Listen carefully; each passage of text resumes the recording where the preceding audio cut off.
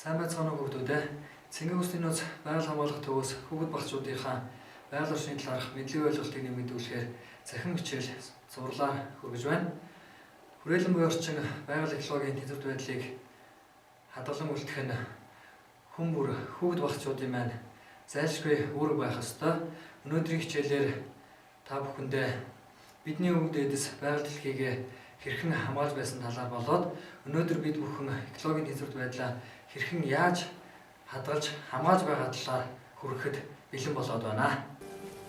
Монгол орн маань байгалийн унан байдал төрхөө хэвээр нь хадгалж үлдсэн үзэсгэлэнт газар нутаг илбэгтэй ийм орн байгаа. Энэ утгаараа олон улсын судлаачдын анхаарлыг байнга татаж ирсэн судалгааны төв болсоор ирсэн байдаг. Жишээ нь гэх юм бол Хөвсгөл аймгийн Улаантайг, Дорнод Монголын тал, Говьлтай, Өмнө Говь аймгийн нутгаар дархан цаазд газрууд гэх мэтлэн үзэсгэлэнт байгаль илбэгтэй орон юм аа. Байгалийн үзэсгэлэнт газар ховор амьтлаа дархлан хамгаалж онголон дахиж ирсэн бид бүхний өвөг дээдсийн Монгол уламжлал байдаг. За төрийн бодлогодоо яаж тусгаж ирсэн юм бэ гэхээр Чингис хааны үед эцэг хоолнд улирал тутам нутаг сэлгэн хөдөлж бичээрийн тэнцвэр байдлыг хадгалах их ав хоморгыг хаврын өдрөлт хийхгүй байх талаар эцэг хуульд тусгаж өгсөн байдаг. Мөн халах журам хуульд Богдуул, Хаан Хинтээ, Хөвгөн хаан, Жаргалт хаан, Баян, Сунуулаан, Төвхөн хаан зэрэг дээр үзэсгэлэн газруудад ан хийхгүй байх, мод бэлтгэхгүй байхаар 20 тогтоон зарлаж байсан. 1778 онд хааны зарилгаар Богд хаан уулыг дархалсан ийм төвхтэй. Үүний дараагаар 1818 онд Арангаа аймгийн нутагт орших Булган уул, Завхай аймгийн нутагт орших Отгон тэнгэр уулыг мөн дархалсан. Үүнийг зарлан тохиолсон байдаг. Байгаль дэлхий газар нутгийг тусгай хамгаалтанд авахын ач холбогдол нь байгаль орчиндөө дасан зохицох, байгаль орчны дороотлыг хязгаарлан зогсоох, доктортой хөгжих үндсэн нөхцөл болдог, байгалийн тэнцвэрт байдлыг хадгалан хിവэрүүлдэх ийм ач холбогдолтой. Байгаль хамгаалах сонгодог хэлбэр бол тусгай хамгаалтанд авах байгаа. Мөн байгаль дэлхийг хамгаалах шалгарсан арга бол тусгай хамгаалтанд авах юм аа. Хамгаалалттай газар нутгийг олон улсын байгаль хамгаалах холбооноос 1978 онд 10 ангилсан байдаг. Үүний дараагаар 1998 онд олон улсын байгаль хамгаалах холбоо дэлхийн байгаль хамгаалах сан мониторингийн төвөөс 6 ангилсан байдаг. Монгол улсын тухайд 1991 онд засгийн газраас тусгай хамгаалалттай газрын дүрмийг баталсан. Үүндээ тусгай хамгаалалттай газрын сүлжээ, түүний хамгаалтын горим, дэглэмийг тодорхойлж мөн 4 ангилсан байдаг.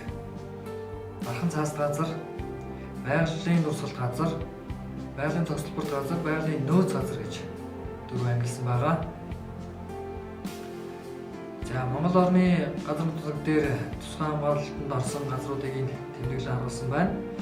Дархан цаастай газрууд, байгалийн цогцлборт газрууд, байгалийн нөөц газрууд, байгалийн дурсгалт газруудыг харуулсан байгаа. Дархан цаасд газрыг юу гэж тодорхойлдог вэ гэхээр байгалийн бүс бүслүүрийн онцлог, хэв шинжийг төлөөлж чадах, урган төрхөө хадгалсан байдал, шинж ухааны онцгой ач холбогдлыг харгалзан, байгаль орчны тэнцвэрт байдлыг хангах зорилгоор улсын тусгай хамгаалтанд авсан газруудыг дархан цаасд газар гэж тодорхойлдог.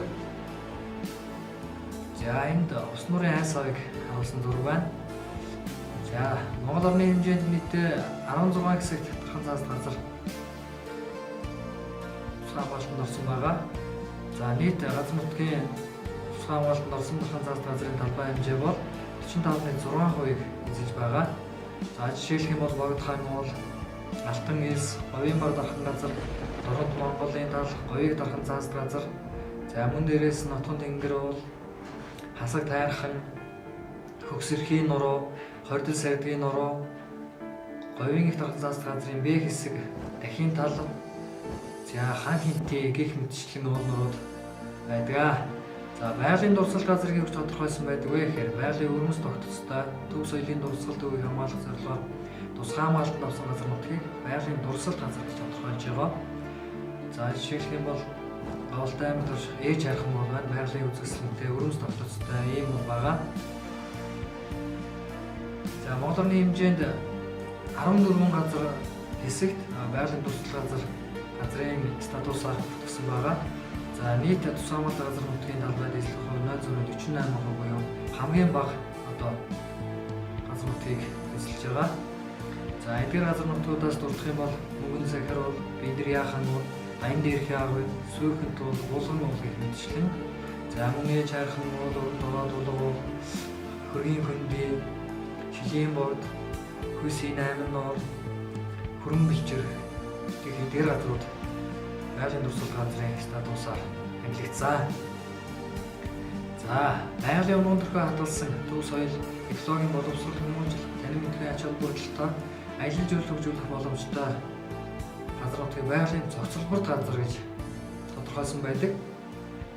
За Монгол орны хэмжээнд нийтдээ 30 хэсэгт байгалийн цогцлборд газрын газраар тусгай хамгаалтанд авсан байдаг.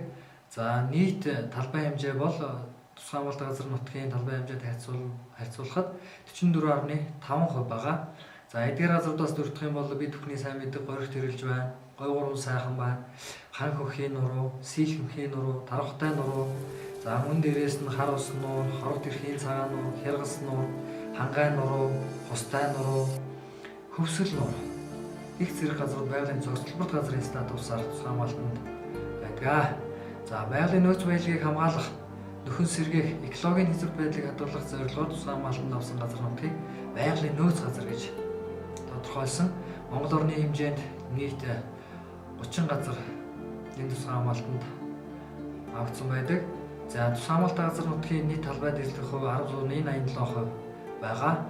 Лачин бандад бол Бурхан буудаа, Батхан уул, Загийн ус, Ихнат. За мөн дээрээс нь Огтом, Тосон хулстай, Шарган манхан, Иргэлийн зоо, Хар ямаат, Нагал хаан зэрэг гэх мэтчлэн уулууд байна. За эндээс тусгай хамгаалалт газруудын талбай хэмжээг ангилж одоо харьцуулсан байгаа. За хамгийн их талбай хэмжээтэй газар нутаг маань болохоор Дархан цаас дахь газруудын нийт талбай хэмжээ бол харьцангуй их байна. За байгалийн дурсгал газрын газруудын нийт талбай хэмжээ бол харьцангуй бага байна. 129,622 га талбайтай байна.